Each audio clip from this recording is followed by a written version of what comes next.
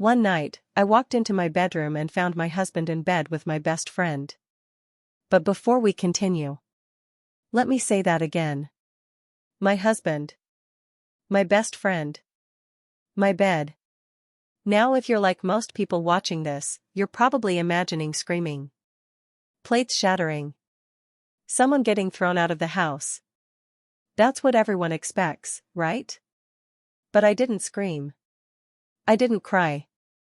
I didn't throw anything. I just stood there for a moment, and smiled. And a week later, I helped them move in together. Boxes. Suitcases. Furniture. Everything.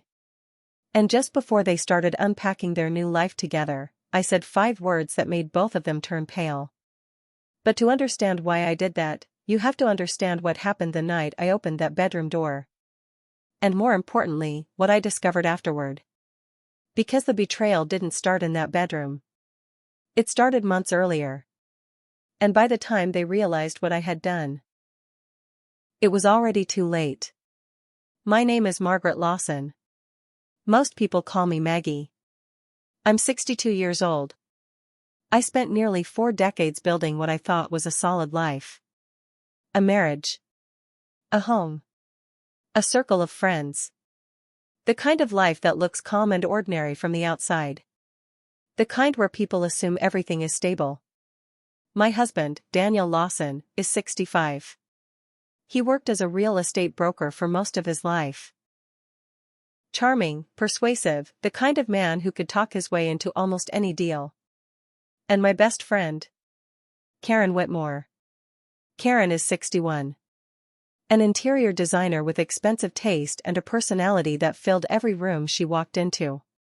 Karen had been part of my life for 27 years. She came to my wedding. She held my daughter when she was a newborn. She spent holidays at our house. She knew every detail about my life. And I knew every detail about hers. Or at least, I thought I did. Have you ever trusted someone so completely that the idea of betrayal doesn't even exist in your mind? Not because you're naive, but because the relationship feels too established to break. That's exactly where I was. For years, Karen and Daniel got along well. Too well, maybe. They joked with each other. Teased each other. But it never seemed inappropriate. At least, not at first. Looking back now, there were signs. Small ones. The kind you dismiss in the moment. Long conversations when I left the room. Inside jokes I didn't understand. Karen suddenly visiting the house more often.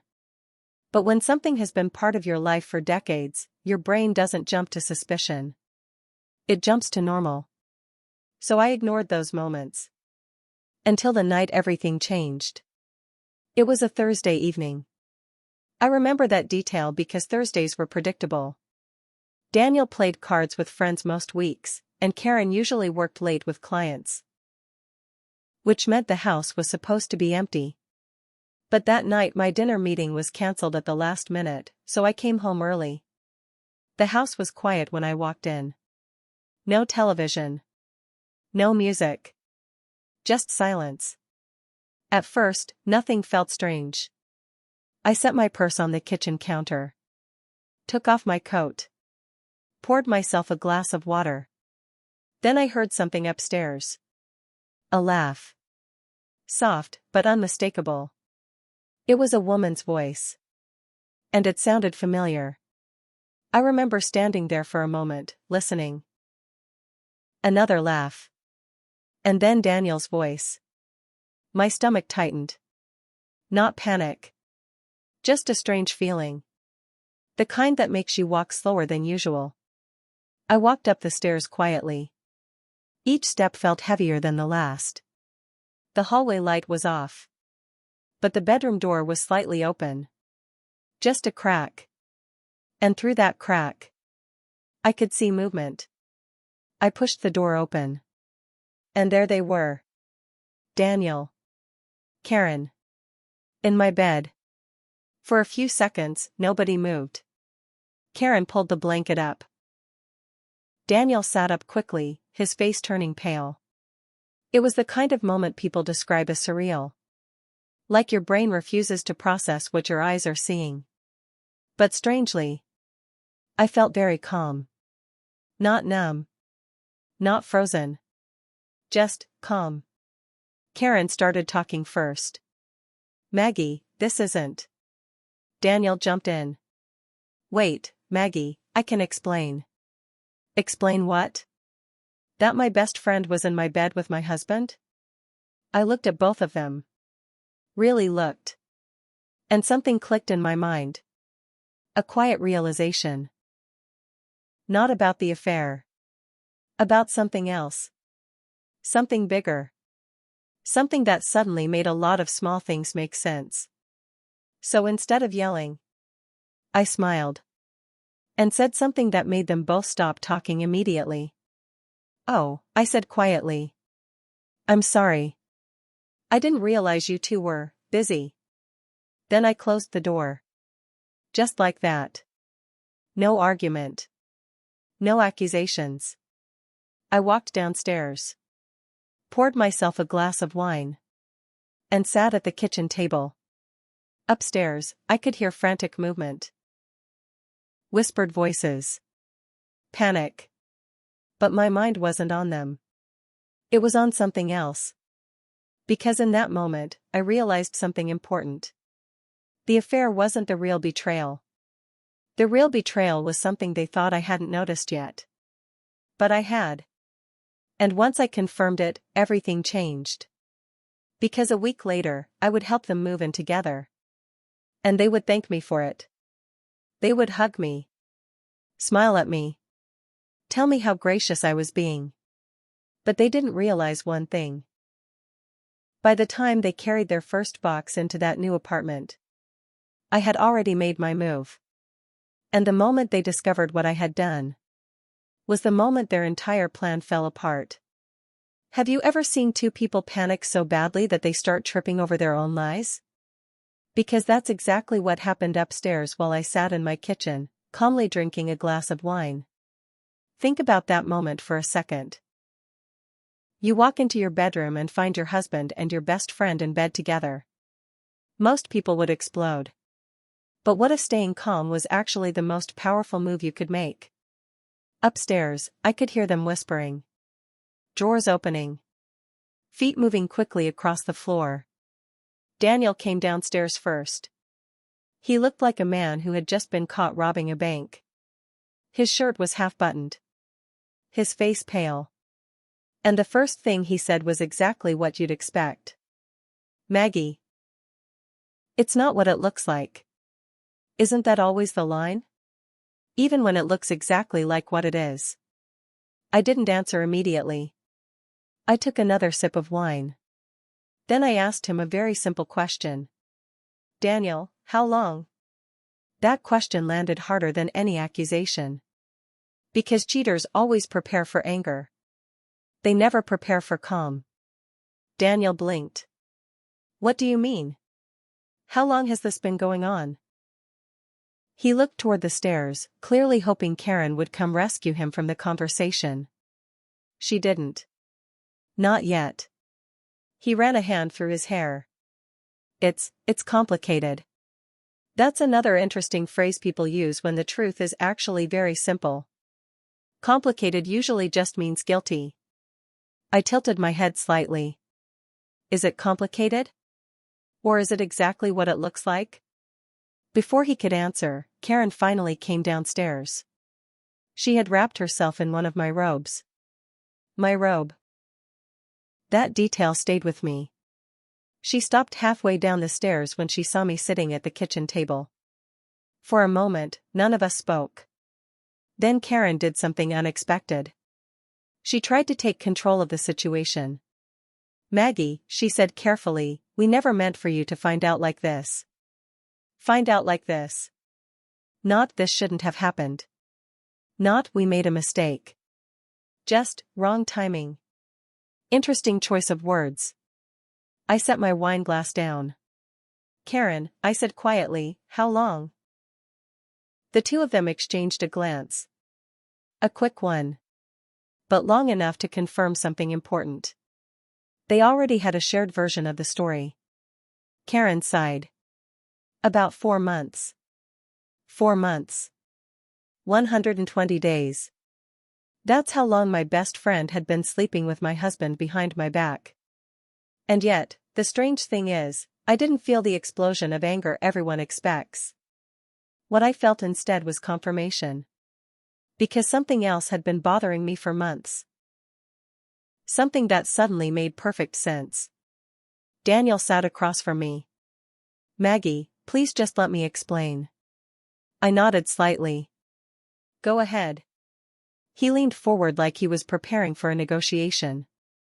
And in a way, he was. It just happened, he said. Just happened. 4 months of lying apparently just happens. Karen stepped closer to the table. We didn't plan it, she added. Another interesting phrase. Not planned. As if intention would somehow make it worse. I studied both of them. Have you ever watched two people try to rewrite reality in real time? It's fascinating. The human brain becomes incredibly creative when it's trying to avoid responsibility. But here's the thing they didn't realize. At that moment, I wasn't studying their story. I was studying their behavior. The nervous looks. The small glances. The way Karen kept watching Daniel before speaking. It told me something important. This wasn't new. This was organized. And suddenly, a memory surfaced in my mind. 3 months earlier. A conversation I overheard between the two of them in the living room. Something about paperwork. Something about the house. At the time, it sounded harmless. But now it sounded very different. I stood up slowly. Both of them tensed immediately. Like they were bracing for the explosion that hadn't come yet. Instead, I walked to the cabinet and took out another wine glass. Then I poured Karen a drink. The confusion on her face was almost comical. Here, I said, sliding the glass toward her. You might as well sit down. Neither of them knew how to react. Karen hesitated before pulling out a chair. Daniel looked like a man waiting for a trap. And maybe he should have been. Because then I said something that neither of them expected. If you two are serious, you shouldn't have to hide. The silence in the room was immediate. Karen blinked. What? I shrugged slightly.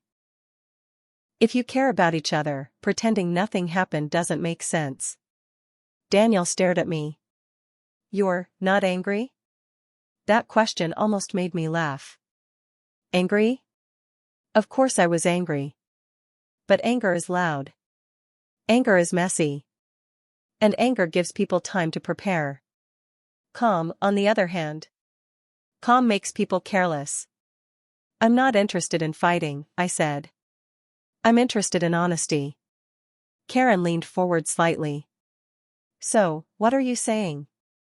I looked directly at both of them. I'm saying maybe you two should move in together. If the room had been any quieter, we could have heard the refrigerator humming. Daniel stared at me like I had spoken a foreign language. Karen's mouth opened slightly. You can't be serious. Oh, I'm serious, I said. You deserve to see if this relationship is real. Daniel shook his head slowly. Maggie, that's not necessary. Interesting. The man who had been having an affair for 4 months suddenly didn't want things to move forward. Why? Because cheating in secret is exciting. Living with the consequences is different. I crossed my arms. You already crossed the line, I said calmly. So what's the point of pretending? Karen looked at Daniel again. That look told me something. She liked the idea. Very much. And that confirmed another suspicion forming in my mind. Because Karen hadn't just been visiting the house more often. She had been asking questions. About renovations. About property value. About refinancing. Questions that felt innocent at the time. But now. Now they felt like pieces of a puzzle. Daniel finally spoke. "You'd really be okay with that?" I gave him a small smile. "Yes."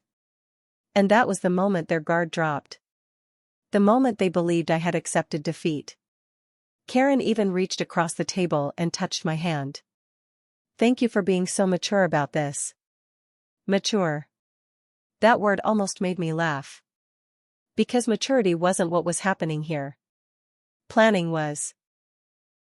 And later that night, after they left the kitchen to talk privately, I went upstairs. Not to the bedroom. To Daniel's office. I opened the desk drawer where he kept the household documents. Bank statements. Mortgage records. Property papers. And what I found inside that folder made my stomach tighten. Because the affair wasn't the only secret Daniel had been keeping. He had already started something. Something that involved our house. Something Karen had clearly helped him plan. And suddenly, everything became clear. They hadn't just betrayed me emotionally. They were planning to take something much bigger. But now I knew. And that meant I had time to stop them. Because what Daniel and Karen didn't realize was that the moment I found those documents was the moment their entire plan began to collapse. What would you do if you discovered the betrayal wasn't just emotional, but financial? That the people you trusted most weren't just sleeping behind your back. They were quietly preparing to take your future. Because that's exactly what I realized while standing in Daniel's office that night. I remember the sound of the drawer sliding open. The smell of old paper. And the strange feeling that something in my life had just shifted permanently. Inside the folder were documents I had never seen before. Bank statements. Loan papers. Property records.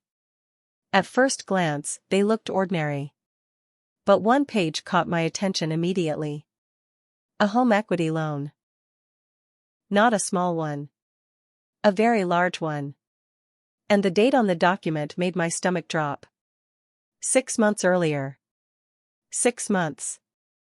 That meant Daniel had started this process long before I walked into that bedroom.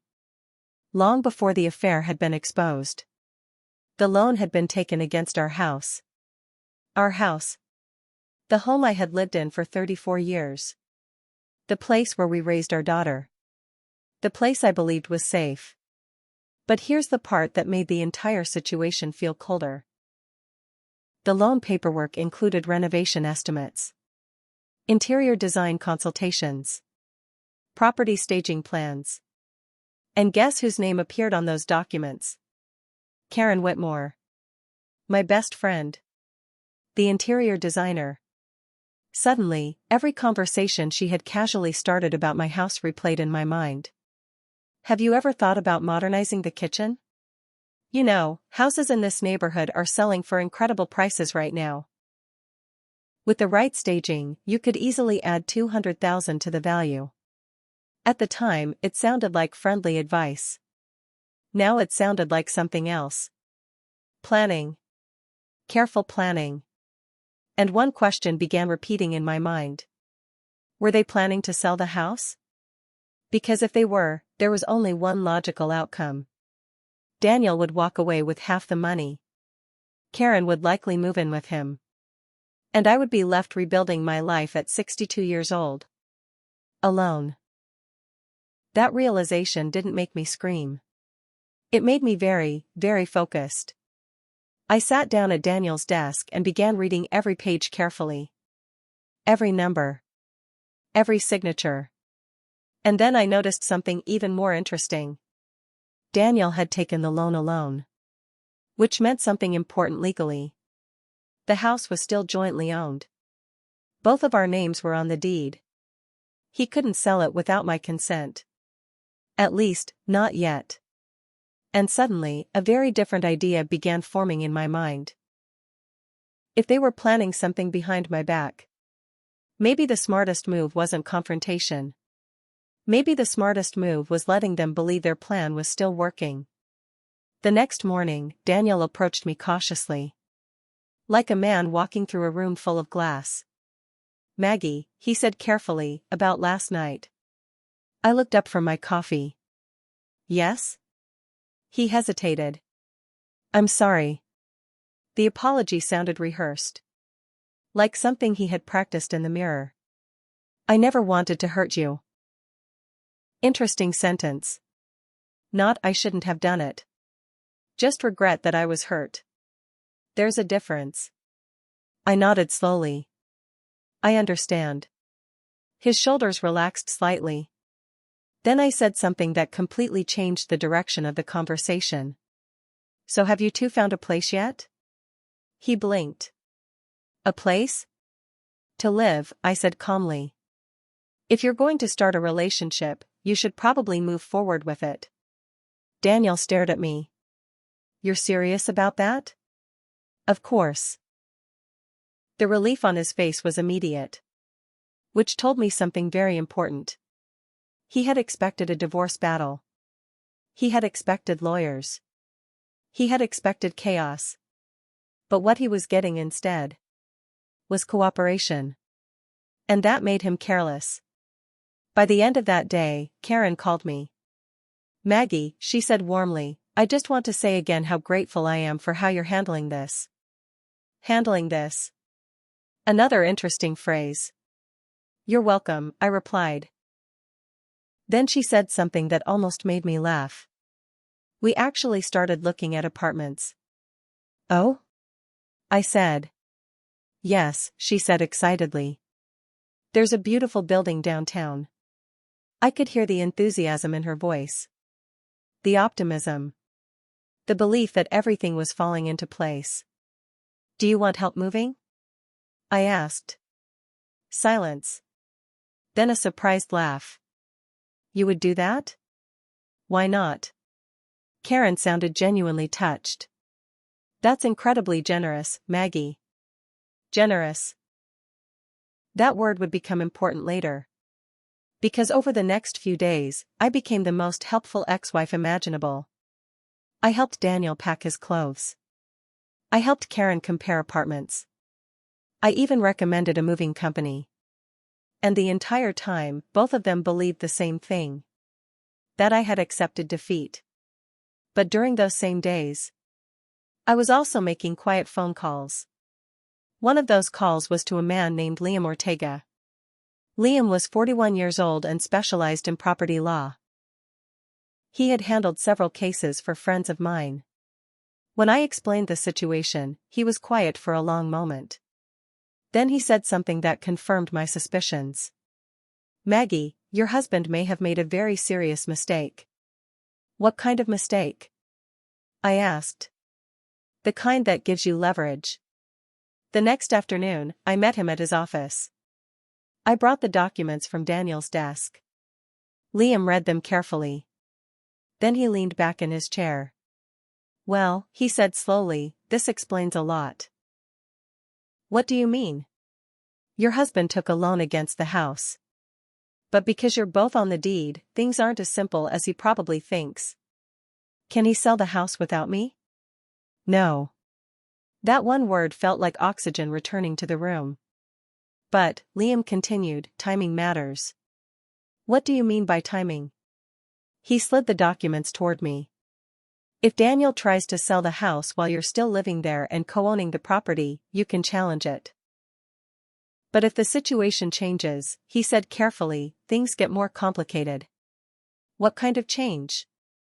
Liam looked directly at me. For example, if Daniel moves out and you restructure ownership. And suddenly the final piece of the puzzle clicked into place. Because Daniel and Karen were already planning to move in together. And they believed I was helping them. Which meant they would rush the process. They would act quickly. And that speed would give me exactly the window I needed. Liam folded his hands. So the real question is, he said, how far ahead of them do you want to be? I thought about Daniel. I thought about Karen. I thought about the quiet confidence they had shown that night in my bedroom. Then I gave Liam my answer. I want to be 3 steps ahead. 3 days later, Daniel and Karen found the apartment they wanted. A luxury place downtown. Glass windows. Modern kitchen. City views. Karen called me excitedly. We got it. That's wonderful, I said. Moving day was scheduled for Saturday. And I volunteered to help. Boxes. Suitcases. Furniture. Everything. By the time we carried the final box into that apartment, the legal paperwork Liam prepared would already be signed. But Daniel and Karen didn't know that yet. And they wouldn't realize it until the moment I handed Daniel the folder. Because the last page of that folder contained a document neither of them expected to see. And the moment they read it, their celebration would end instantly. Have you ever watched someone celebrate too early? Not just celebrate, but celebrate right before everything falls apart. Because that's exactly what moving day looked like. Saturday morning arrived bright and quiet. Daniel showed up at the house around 9 with a rented moving truck. Karen arrived shortly after in her SUV, sunglasses on, coffee in her hand, looking like someone starting a new chapter of her life. A happy one. And oddly enough, I greeted them both with a smile. Good morning, I said. Karen hugged me. Actually hugged me. Thank you again for helping, she said warmly. You didn't have to do this. Daniel nodded in agreement. Seriously, Maggie. This means a lot. I looked between the two of them. They looked relaxed. Excited. Relieved. Why wouldn't they be? In their minds, everything had worked out perfectly. The affair had been exposed. The marriage had quietly ended. And somehow, I was even helping them move. From the outside, it probably looked like the cleanest breakup in history. But here's something interesting. When people believe they've won, they stop looking for danger. The morning was surprisingly calm. We packed boxes. Daniel carried furniture down the stairs. Karen carefully wrapped dishes and artwork. And through it all, the two of them kept thanking me. Karen said something at one point that almost made me laugh. You're handling this better than anyone I've ever seen. Handling this. That phrase again. As if betrayal was just an awkward scheduling conflict. But I simply nodded. Life goes on, I said. And in a way, that was true. Because by the end of the day, their lives were about to change in ways they hadn't imagined. The drive to the apartment building took about 20 minutes. It was one of those new luxury buildings downtown. Glass balconies. Polished marble lobby. The kind of place designed to look impressive. Karen was thrilled. This place is gorgeous, she kept saying. Daniel looked proud. Like a man who had successfully started over. The movers unloaded the truck. Box after box after box. Clothes. Books. Furniture. Kitchen supplies. Everything Daniel had packed from the house was now being carried into their new apartment. Karen walked around the living room smiling. This is going to be perfect, she said. Daniel opened a bottle of champagne. New beginnings, he said, raising a glass. They clinked glasses together. And then, surprisingly, Daniel handed me one. For being so understanding, he said. I took the glass. Looked at it for a moment. Then placed it gently on the counter without drinking. Karen laughed lightly. You're part of the moment too, Maggie. Part of the moment. That sentence lingered in the air. Because she was right. I was part of the moment. Just not in the way they thought. The apartment slowly filled with the chaos of moving day. Open boxes. Packing paper everywhere. Karen started arranging decorations. Daniel plugged in a lamp. They looked like a couple settling into their first home together. Comfortable. Optimistic. Certain. At one point Karen even said something that revealed exactly how confident she felt. This whole situation turned out surprisingly peaceful. Peaceful. I almost admired the optimism. Because the truth was, peaceful moments are often the quietest moments before reality arrives. A few minutes later, the last box was carried inside. The movers left. The truck drove away. And suddenly the apartment became very quiet. Just the three of us standing in the living room. Karen opened another bottle of champagne. Daniel leaned against the counter. They looked happy. Like two people who had successfully escaped a complicated situation. I picked up my purse from the chair. Well, I said calmly, I should probably get going. Karen smiled. Thank you again, Maggie. Seriously. Daniel nodded. You've been incredibly gracious. Gracious. That word again. I walked toward the door. My hand touched the handle. Then I paused. Turned around slowly. Oh, I said lightly. One more thing. Those 4 words immediately changed the mood in the room. Daniel looked up. Karen tilted her head slightly. What is it? She asked. I reached into my purse and pulled out a thin folder. Plain. Simple. No labels. I walked back toward the kitchen counter and placed it down in front of Daniel. What's that? He asked. Just something you should see, I replied. Karen crossed her arms. Daniel opened the folder. The moment his eyes landed on the first page, his smile disappeared. Completely. Karen noticed instantly. What is it? She asked. Daniel didn't answer. He flipped to the second page. Then the third. The color slowly drained from his face. Karen stepped closer. Daniel, what is it? He looked up at me. Not angry. Not confused. Just stunned. What did you do? I tilted my head slightly. Nothing dramatic, I said calmly. Just a little paperwork. Karen grabbed the folder from him. She scanned the first page. Then the second. Her eyebrows tightened. What is this? It's a trust agreement, I explained. Karen blinked. A trust? Yes. Daniel spoke again, his voice much quieter now. You transferred the house. Correct. Karen looked up sharply. Transferred it where? Into a protected retirement trust. The silence that followed was immediate. Heavy. Karen looked back down at the document. Then back at me. Wait, what does that mean? I leaned against the counter. It means the house can't be sold. Daniel's face tightened. Karen looked between us. But Daniel already took out the loan. Yes, I said. He did. And that was the moment everything finally clicked for her. Karen's eyes widened. Slowly. Horrifyingly. Daniel, she whispered. He didn't answer. Because he already understood. The house they planned to sell. The money they planned to split. The plan they had quietly built together. Was now impossible. The trust legally locked the property. But the loan Daniel had taken against it? That still existed. Karen looked back down at the document.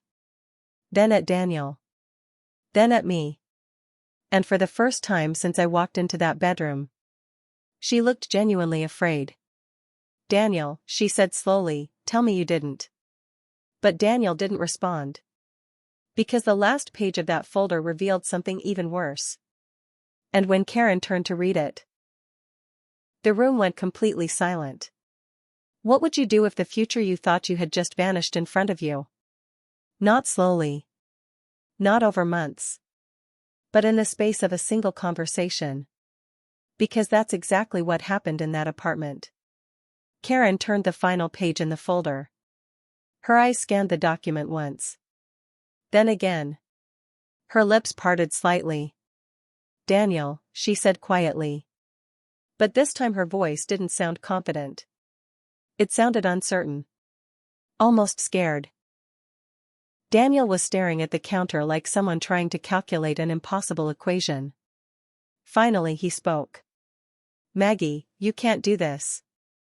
That sentence hung in the air. I folded my arms calmly. "Actually," I said, "I already did." Karen looked up again. "What does this mean?" she asked. Her voice had lost the warmth it had earlier. The excitement from moving day was gone. Completely gone. I walked over and tapped the final page in the folder. "That document confirms the house is now part of a protected retirement trust." Karen frowned. "But Daniel already took a loan against it." "Yes," I said calmly. "He did." Daniel's jaw tightened. Karen looked between us again. "You're saying the house can't be sold?" "That's correct." "And the loan?"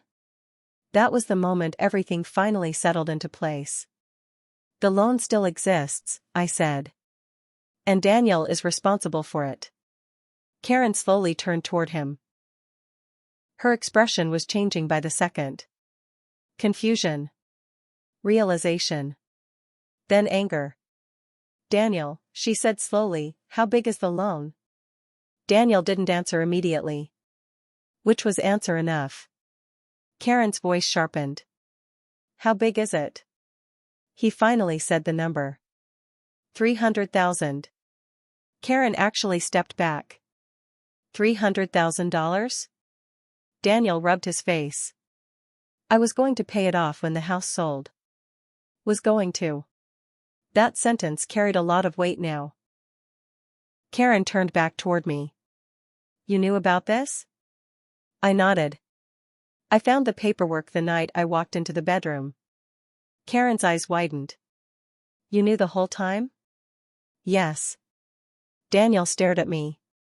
"You planned this?" I met his gaze calmly. "No," I said. "You planned it. You took the loan. You worked with Karen to prepare the house for resale. You assumed I would never notice." Karen looked back at Daniel again. "Is that true?" He didn't answer. Which again, was answer enough. The silence inside that apartment was almost painful. Only an hour earlier they had been laughing.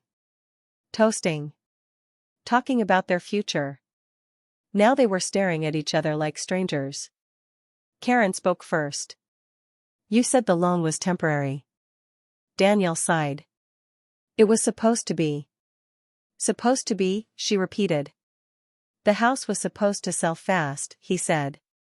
Karen's voice rose slightly. "But the house can't be sold." Daniel didn't respond. Karen looked back at the document again. Her hands were shaking slightly now. "This says the property is locked under the trust until." She stopped reading. Her eyes lifted slowly.